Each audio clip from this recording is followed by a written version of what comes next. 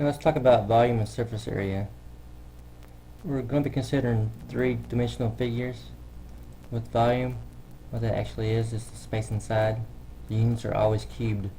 Surface area is like taking all the sides of a three-dimensional object, finding their areas, and adding them all together. Since this is the same as sum of areas, the units are always squared, just as all area problems are. Now some formulas with some shapes to help you identify what's going on involve these. A rectangular solid, also known as a box, length, width, and height is what's involved. If you think of a room, you can think of all four sides and the ceiling and the floor represent all six sides of a room or of a box, however you want to look at it. It really doesn't matter which one you call the length, the width, or the height, because this box could be on one of its sides, so it could change. But the volume is found by multiplying all three together, length times width times height.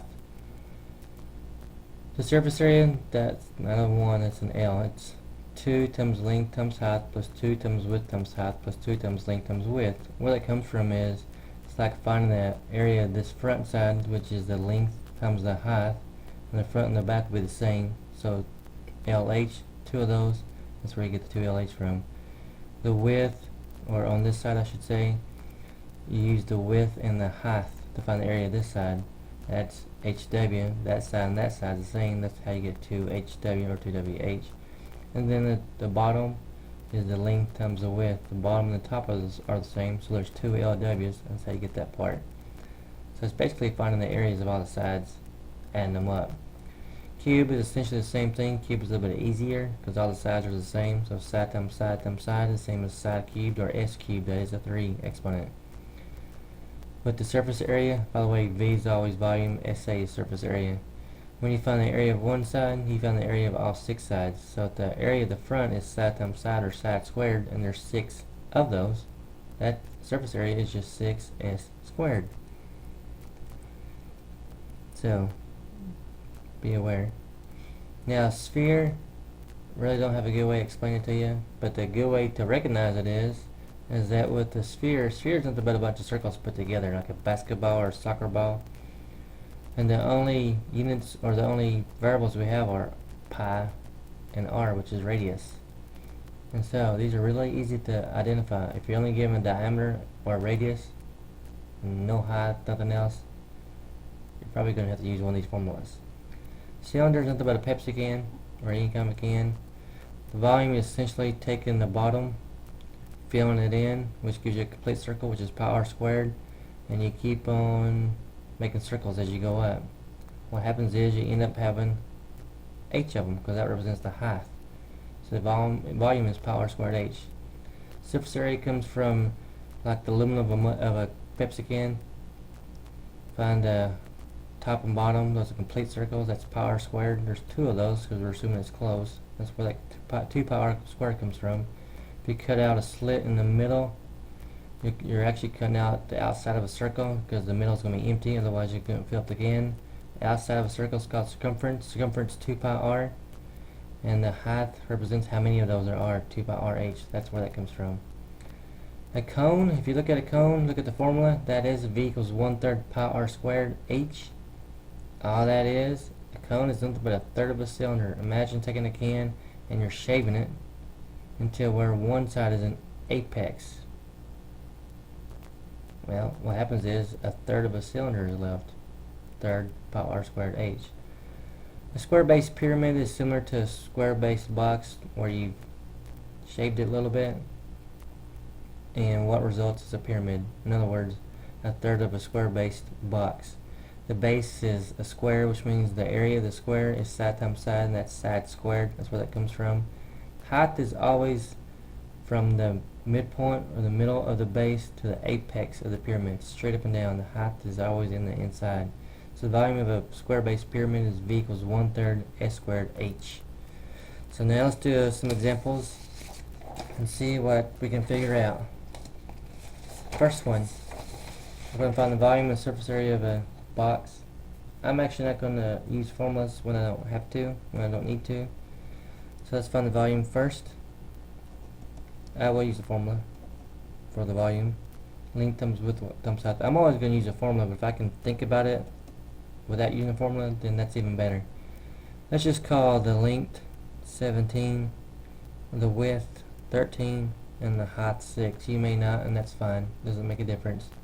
So if we go length is 17 millimeters, the width will be 13 millimeters, and the height is 6 millimeters.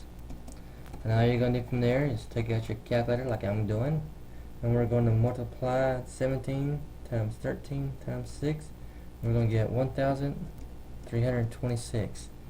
Now the units, millimeter times millimeter times millimeter, there's 3 of them multiplied, so the same thing as millimeter cubed. Units are always cubed when it comes to volume.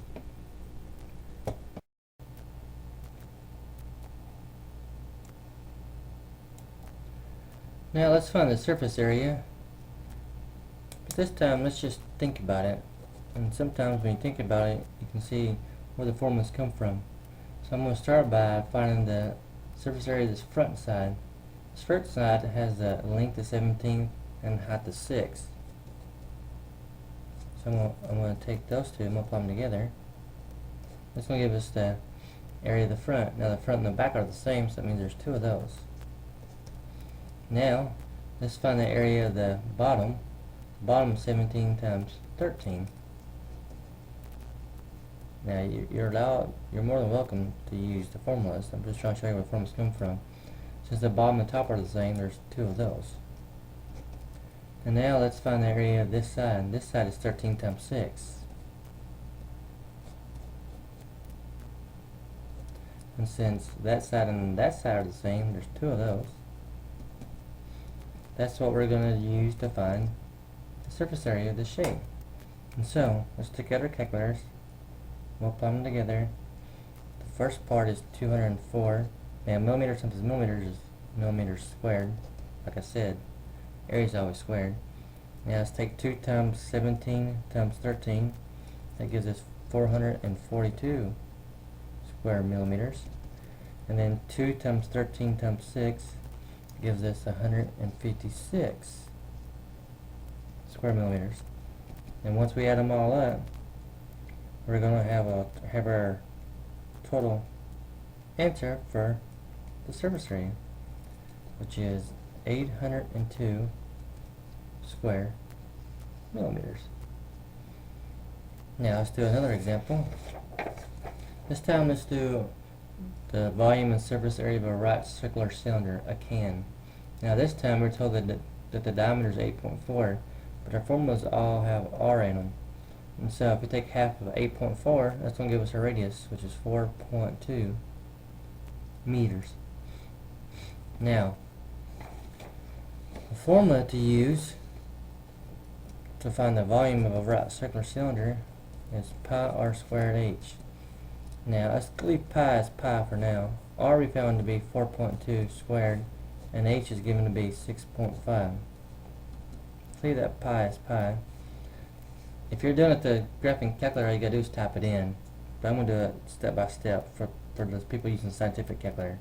So I'm gonna take 4.2 squared, and we're gonna get 17.64. Let's take that 17.64 and times that by 6.5. And we're going to get 114.66. Now, if the problem ever asked for the exact value, or the exact volume is 114.66 pi cubic meters. Now, if it says approximate volume, that's when you take the 114.66 and times that by 3.14.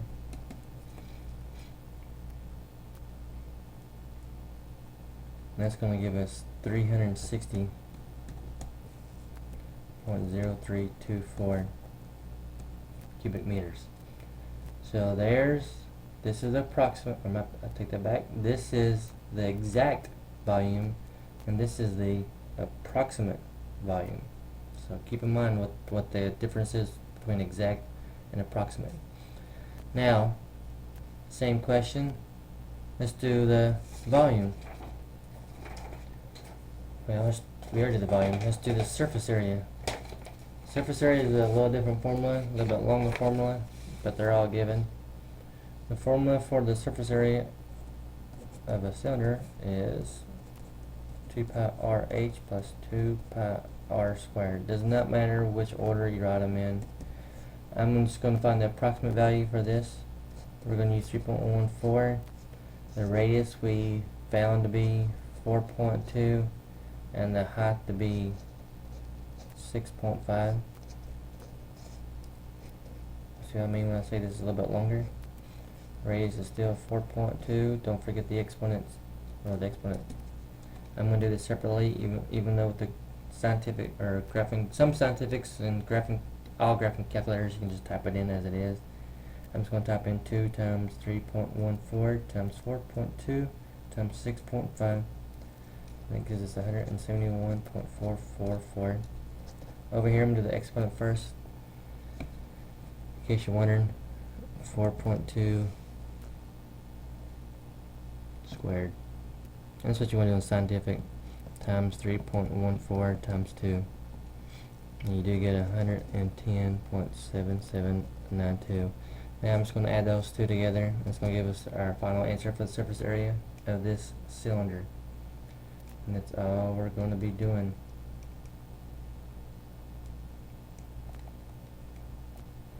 Which is 282.2232 meters squared, because it's area. Let's do one more. One that has a fraction in it, so you can see what to do. And I'll do it with the graphing calculator and with the scientific. Let's do the volume of a cone. The formula used to find the volume of a cone is V equals 1/3 pi r squared h. Remember, it's just a third of a cylinder. Let's use 3.14 for pi. R is given to be 10. Don't forget to square it. And the height is given to be 8. Now, this is more of a calculator question at this point. Let's do it to the scientific first, so you can see what's going on. Scientific, you definitely want to do the 10 squared first. Hopefully you know that that's 100. Here's what I do with the scientific. I actually go right to left. And then the last thing I do is divide by the 3. So I'm going to take 8 times 100 times 3.14. If you want to do times 1, that's okay. And you get 2512. Divide that by 3. And we get our answer of 837.3. I'm just going to run it out to 3. And use our centimeters cubed. Now, if you want to do it with the graphing calculator or some scientifics, here's what I do. I'm just going to type this in right here as it is. I like using parentheses. 1 divided by 3, 3.14. What I see is what I type. See that? That's what I saw. That's what I typed. See that? Either way. So if you learn to know which formula to use and what the variables represent, where they go, and then how to calculate the answer from your calculator, you have nothing to worry about.